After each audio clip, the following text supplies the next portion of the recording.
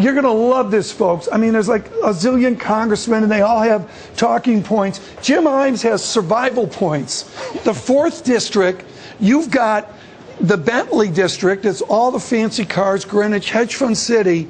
And then there's Bridgeport. What a polarity in your district. Sure, no, and you know, I'm lucky to have a district like that, and because at the end of the day, all the challenges that we face as a country are there, but also at the end of the day, it's a moderate district. It's a swing district, and someday when we have an opportunity to talk about why the Congress is so polarized, I'm going to try to convince you that the answer is we need more moderate, thoughtful districts. Let's go there right now. Gerrymandering districts. Barbara B. Conable, the Republican, the great Republican, had a district.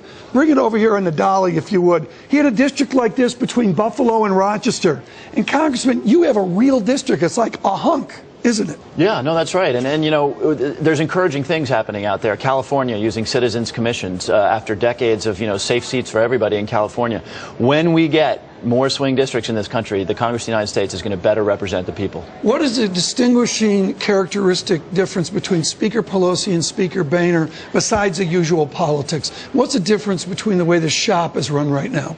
Well, you know, I am very discouraged by the direction that the House Republicans have taken the country. Excuse me, that's a break exclusive. Get right to that, Rex. Let's go. You're discouraged. Tell me why. Well, look, on policy stuff, you know, the budget that the Republicans put forward would have gutted money for highways, for infrastructure investment. But I was about to get to a compliment to the Speaker, and that is that he has run a very open shop. You know, we have had lots of floor legislation that has involved amendment after amendment after amendment. He's really running an open place, and I give him points for that.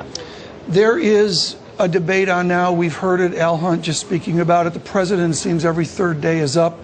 Who's the president speaking to in these press conferences? Is he speaking to inside Washington? Is he actually speaking to the public? Look, I think he's mainly speaking to the public. The public needs to understand, and I think politically the president needs the public to understand that he's actually going a long way. He's probably at this point gone more than halfway, right? He's put Medicare, Social Security, he says we'll talk about these things, and he's pointing out that the Republicans have said no discussion of revenue of any kind. And so I think what he's doing is he's sort of putting himself in a position of saying, hey, I'm being reasonable here, and that will hopefully put some pressure on the other side to be willing to do what he said is necessary, which is no more maximalist stuff. To so many of our audience world, we think of Connecticut. We go back to our first views of it. It may be the government contracts there, the industrial entrepreneur of the 19th century. I go back to Mark Twain, the Connecticut Yankees in King Arthur's Court. Look at this chart. Here's a decline in the 4th District of Connecticut. It's manufacturing in the U.S. as a percent of the population. We keep hearing here, Congressman, about a manufacturing renaissance. What policy do we need to instill that new manufacturing in Connecticut and in America? Sure. Well, that chart you see there shows what everybody in Connecticut knows has been happening for a long time, which is that the weaponry, and Connecticut used to be, you know, Bridgeport in my district used to be the arsenal of democracy. Those jobs are gone. Exactly.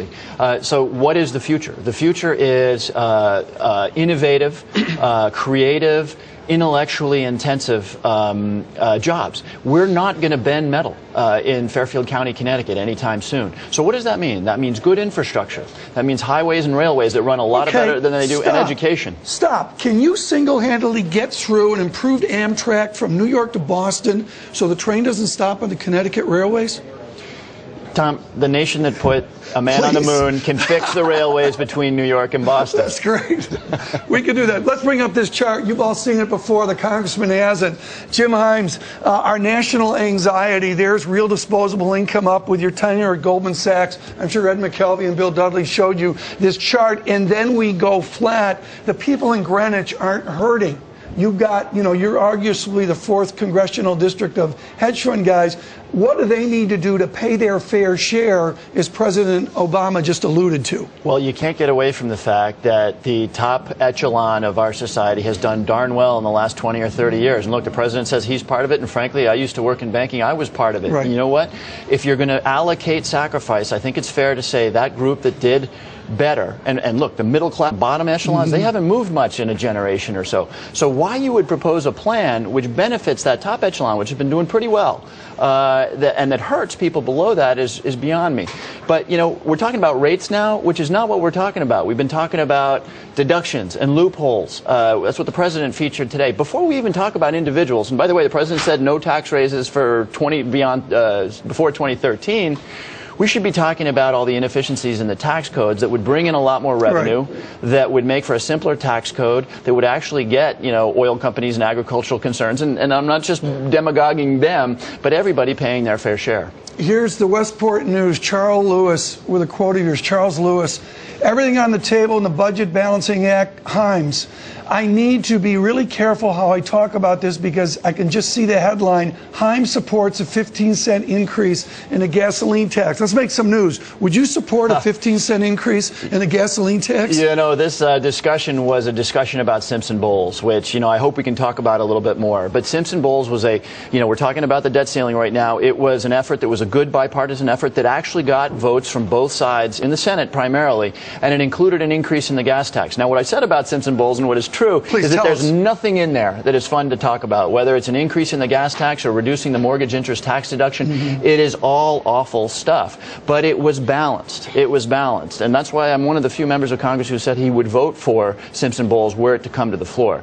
Importantly, I think that's the tack we need to take. It already got votes from Republicans and Democrats, so I hope that's where we go in the next week and a half. You have to leave it there. Jim Himes, thank you so much for coming by. 4th Congressional District. Go out there, get a map of it. Remarkable. It actually looks like a real congressional district. It's amazing. It doesn't look like a puzzle piece that you couldn't get a million years ago when you were doing fancy jigsaw puzzles. We're going to come back. Robert Feldman, Morgan Stanley, Bloomberg Surveillance.